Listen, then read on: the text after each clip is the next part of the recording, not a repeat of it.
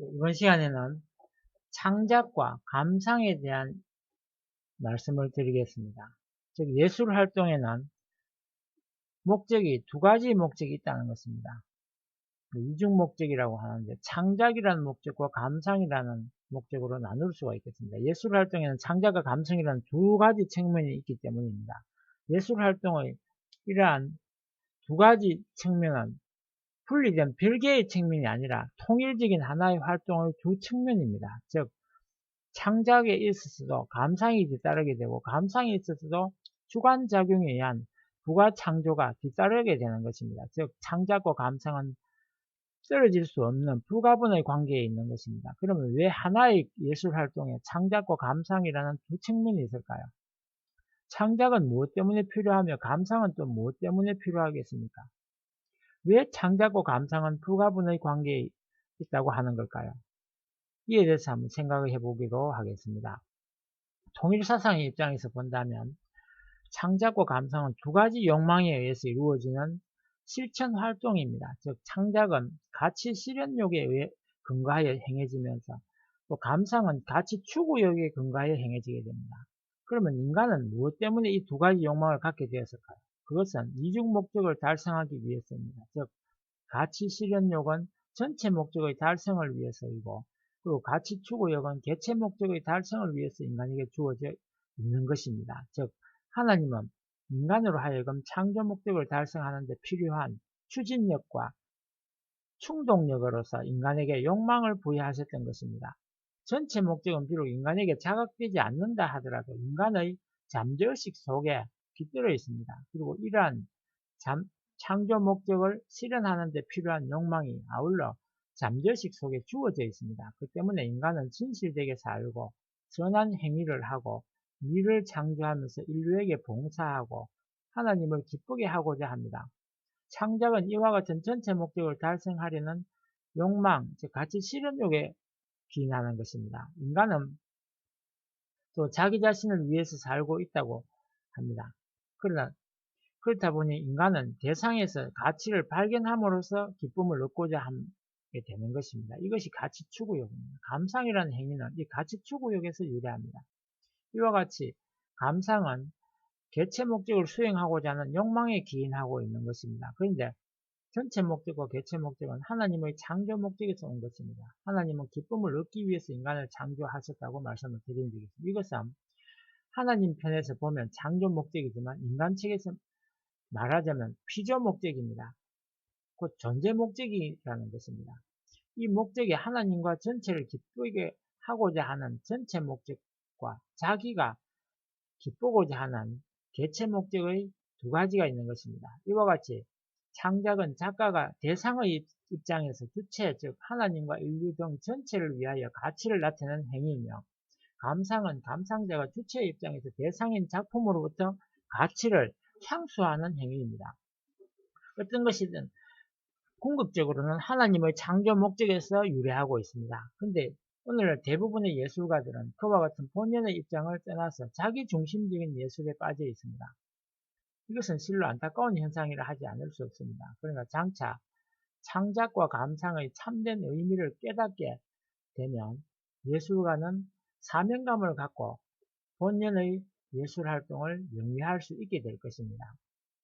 그리고 창작의 요건에는 여러 가지가 있겠지만 우리가 작품을 만들어 놓고 그 작품을 감상해 주는 사람이 필요하고 물론 감상을 하고 싶어도 누군가가 창작을 해 놓아야 하는 것입니다. 이 두 가지가 요건이 되는 것입니다.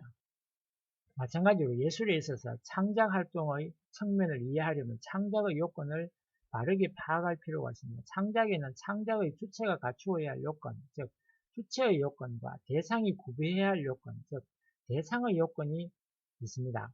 이 외에 창작의 기교 또는 소재, 양식 등도 창작에 있어서 주요한 요건이 됩니다. 먼저 주체의 요건을 알아보도록 하겠습니다.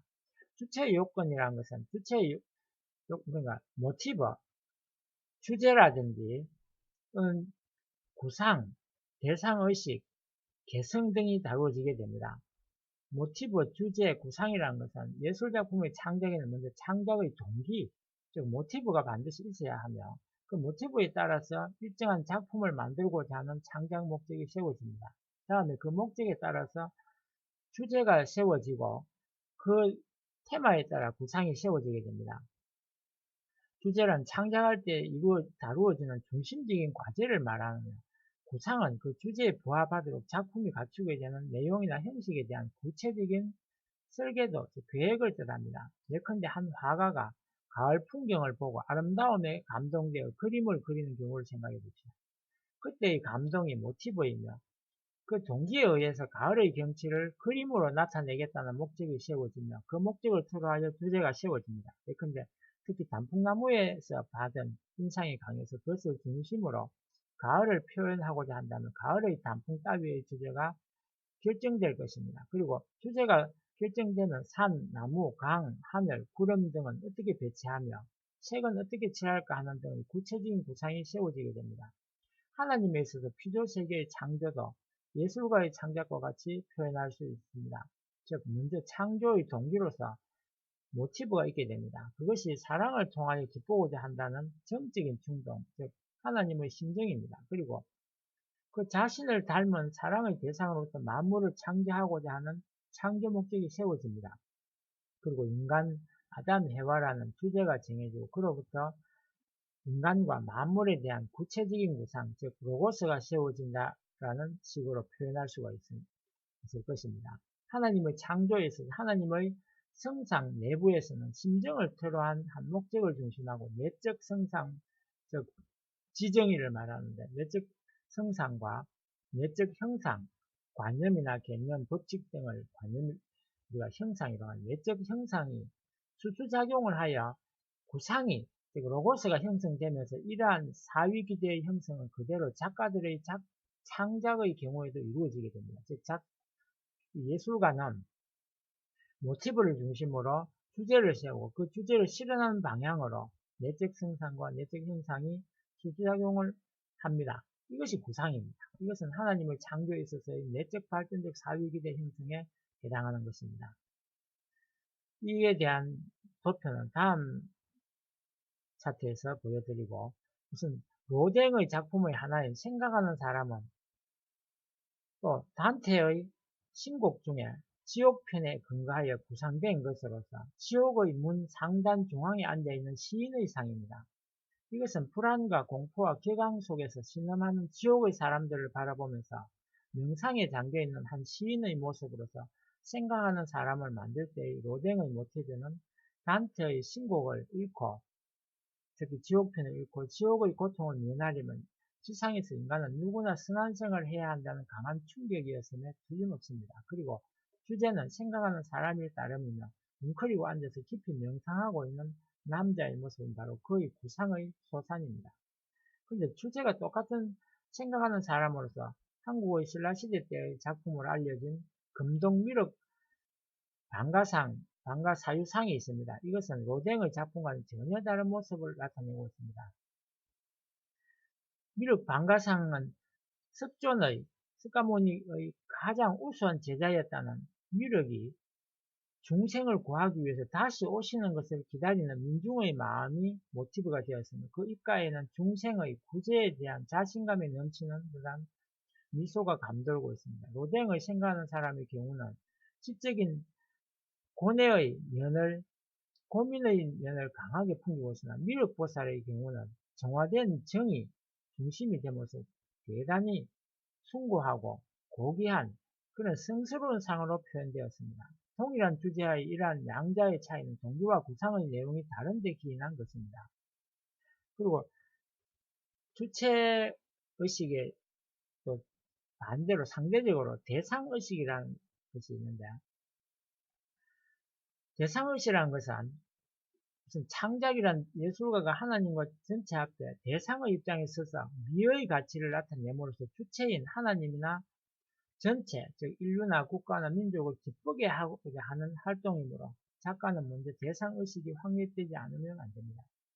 그것은 최고의 주체인 하나님을 기쁘게 하고 하나님의 영광을 나타내는 자체가 대상의식의 극치이기 때문입니다. 그 내용을 살펴보면 실제로 인류 역사를 통하여 슬퍼해 오신 하나님의 심정을 위로하는 자세를 가지지 않으면 안 됩니다.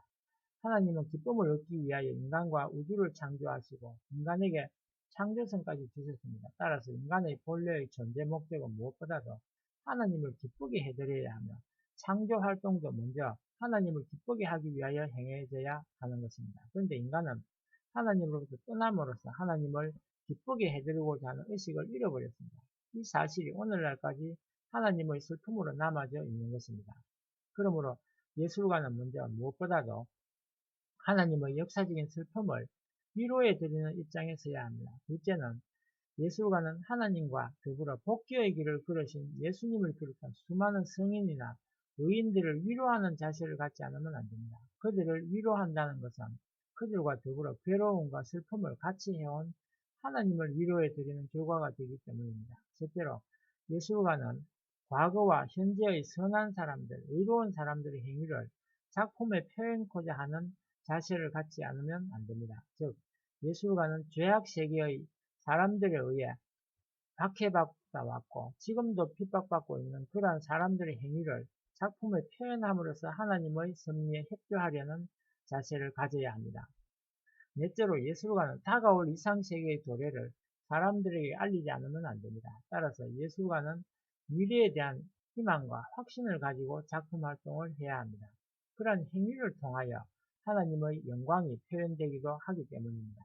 다섯째로 예술가는 자연의 미와 신비를 표현함으로써 창조주이신 하나님을 찬미하는 자세를 갖지 않으면 안 됩니다.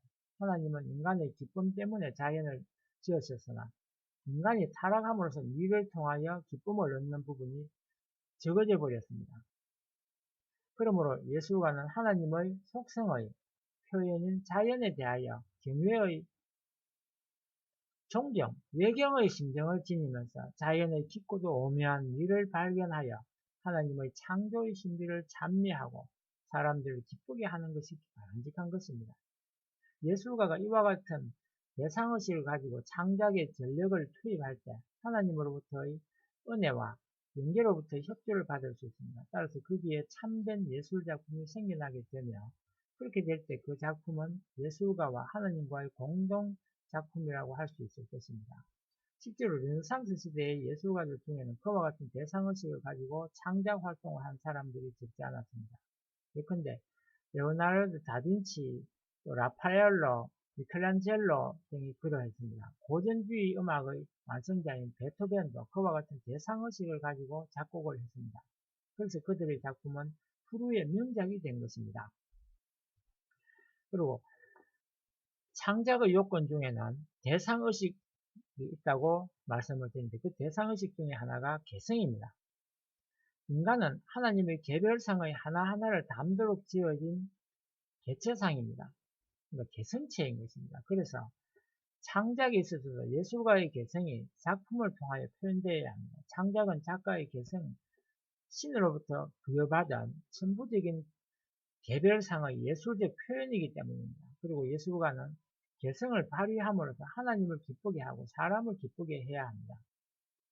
그리고 실제로 위대한 예술 작품에는 작가의 개성이 충분히 드러나 있는 것입니다. 그러므로 작품에는 베토벤의 전원교향곡이라든지 슈베르트의 미완성 교향곡과 같이 작가의 이름이 붙게 됩니다. 그리고 이 대상이 갖추어야 할 요건을 설명해보면 작가의 모티브, 주제, 구상 등의 성상적 조건이 작품 속에 잘 반영되어야 하는 것이 대상 작품이 갖추어야 할 요건입니다.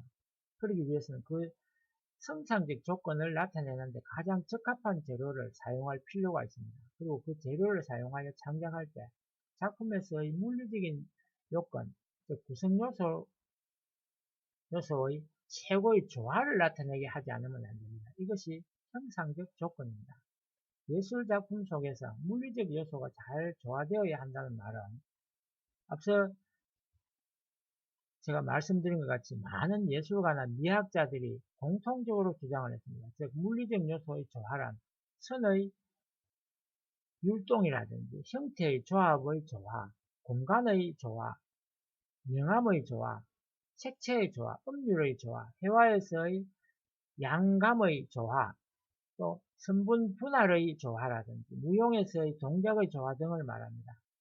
예를 들면 성분 분할의 조화에는 예부터 알려져 있는 황금 분할이 있습니다. 그것은 주어진 선에 있어서 성분의 단변과 장변이 피가 장변과 전체의 피에 동등하게 되도록 자르는 것이며 대개 5대 8의 비율로 나누는 것입니다.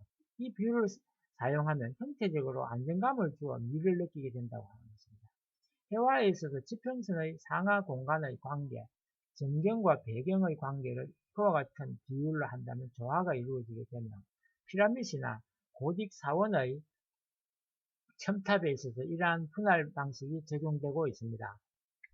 그리고 다음으로는 창작의 요건 중에는 기교나 소재나 양식이 있습니다. 이러한 창작의 요건과 관련된 창작의 기교나 소재나 양식에 대해서 설명을 드리도록 하겠습니다. 먼저 기교와 소재에 대해서 말씀드리겠습니다. 원상에 있어서 창조의 2단 구조란 목적을 중심으로 내적 생산과 내적 형상이 수주작용함으로써 로고스가 형성되고 그 다음에 목적을 중심으로 하여 로고스가 형상과 수주작용함으로써 피조물이 만들어진다는 2단계의 구조를 말하는데 인간의 창조 활동도 모두 이와 같은 과정을 통해 이루어집니다. 예컨대 공장에서 물건을 만든다든가 농민이 논밭을 경작하는 것 혹은 학자가 연구하거나 발명하는 것 등은 모두 창조의 2단 구조에 의해 이루어집니다. 예술 창작의 경우도 마찬가지입니다. 내적 사위기제의 형성에 있어서 주체의 요건에 대하여서는 이미 설명한 대로 모티브, 동기를 중심하고 내적 성상과 내적 형상이 수주작용을 하여 구상이 만들어지는 것이 내적 사위기제의 형성 과정입니다. 또한 내적 사위기제의 형성에 의하여 만들어진 구상에 따라 소재를 사용하여 작품을 만드는 것이 외적 사위기제의 형성 과정입니다. 즉 외적 사위기제는 모티브, 즉 목적을 중심으로 한 성상과 형상의 부작용으로 형성됩니다. 외적 사위기제의 형성에 있어서 특수한 기술 또는 능력이 필요한데 이것을 창작에서의 기교라고 하는 것입니다. 다음은 작품을 만들 때 필수 요소가 되는 소재에 대해서 살펴보도록 하겠습니다. 소재에는 성상적인 소재, 즉 표현 대상으로서의 소재와 형상적인 소재, 즉 표현 수단으로서의 소재가 있습니다. 성상적인 소재를 제재라고 하고 소설을 쓰는 데 있어서 가공의 것이든 혹은 실제로 있었던 일이든 간에 작품 가운데 묘사되는 행위나 사건을 제재라고 하는데 회화의 경우 인물이나 풍경 등을 말합니다. 따라서 제재는 주제의 내용을 뜻합니다. 형상적인 소재, 즉 물리적인 소재를 매제라고 합니다. 매개체에 되는 재료 이런 뜻인데 조각에 있어서는 연장이나 대리석, 목재, 브론즈 등의 소재가 필요하며 브론즈는 청동 이런 뜻입니다. 회화에 있어서의 회화 도구라든지 캔버스 등이 필요합니다. 예술가는 작품을 만들 때 이와 같은 물리적 소재와 소재의 양과 질을 결정한 후에 구체적으로 창작을 시작하게 됩니다. 즉 창작은 먼저 구상을 한 다음에 일정한 소재를 사용하여 구상을 작품으로 마무리 짓게 됩니다. 이러한 과정을 창작의 2단 구조라고 합니다. 창작에서의 2단 구조를 그림으로 표시하면 위와 같은 그림이 되는 것입니다. 또 창작의 2단 구조를 다시 양식과 유파를 통해서 설명해 드리도록 하겠습니다. 창작의 양식이란 예술적 표현의 방식을 의미하는 것으로서 이것은 요컨대 창작의 2단 구조를 어떤 방법으로 형성해 가는가라는 문제입니다. 그 중에서 특히 내적 사위기대의 형성을 어떻게 하는가라는 것, 즉 구상의 양식이 기본적인 것이 됩니다. 내적 사위기대는 모티브를 중심으로 하여 내적 성상과 내적 형상이 수수작용을 하여 형성됩니다. 따라서 모티브가 다르면 작품은 완전히 다르게 표현되는 것입니다. 모티브가 같더라도 동기가 같더라도 내적 성상이 다르면 작품은 다르게 표현됩니다. 또 내적 형상이 달라도 작품은 다르게 나타나게 됩니다. 즉 내적 사위기대 중의 제 위치에 채워지는 정착물이 달라짐에 따라 구상은 다르게 나타나게 됩니다. 다시 말하면 이 세 가지 정착물 중에서 하나라도 다르면 형성되는 구상은 다르게 되고 그 결과 작품도 다르게 표현되는 것입니다. 이러한 과정을 통하여 생기는 창작의 다양성 속에서 여러가지 창작의 양식이 형성됩니다. 즉 유파도 그 한 예입니다. 역사적으로 나타났던 대표적인 유파를 한번 살펴보도록 하겠습니다. 이상주의 유파에 대해서 말씀드립니다. 이것은 인간 또는 세계를 이상화하여 조화가 이룩되어 있는 이상적인 미를 표현하고자 하는 입장이었습니다. 16세기 르네상스 예술가의 대다수가 이상주의적이었습니다. 라펠로가 그 대표자라 할 수 있습니다. 그리고 고전주의 클래식한 그런 그리스 로마 예술의 표현 형식을 규범으로 하는 17, 18세기의 예술 경향을 말하는 것은 형식의 통일성과 균형을 중시했습니다. 대표적인 문학 작품은 괴테의 파우스트가 있습니다. 화가로는 다비드, 앵거르 등이 될 수 있습니다. 그리고 낭만주의에 대해서도 로맨틱한 이런 뜻으로 낭만주의는 로만주의가 아니고 낭만주의는 로맨티시즘이라고 해야 되겠죠. 형식을 강조한 고전주의에 대한 반발로 생긴 것이 낭만주의입니다. 인간의 내면적인 정열을 단적으로 하고자 했던 17, 8세기, 19세기까지의 예술 경향을 말합니다. 작가로는 유고나 시인, 바이런이라는 화가, 드라크로와 등을 들 수 있습니다. 그리고 사실주의 또는 자연주의를 들 수 있는데 사실주의는 현실주의라고도 합니다. 이것은 낭만주의에 대한 반동으로 나타난 것으로서 현실에 있는 그대로 묘사하려고 하였으며 사진처럼 그대로 나타낸다는 뜻이겠죠.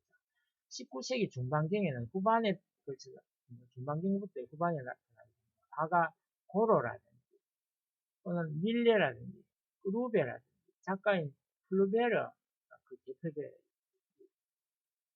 사람들입니다. 사실주의는 더욱 더 실정주의적인 과학주의적인 경향을 띠고 발전했는데 그 후 자연주의를 이행하였습니다.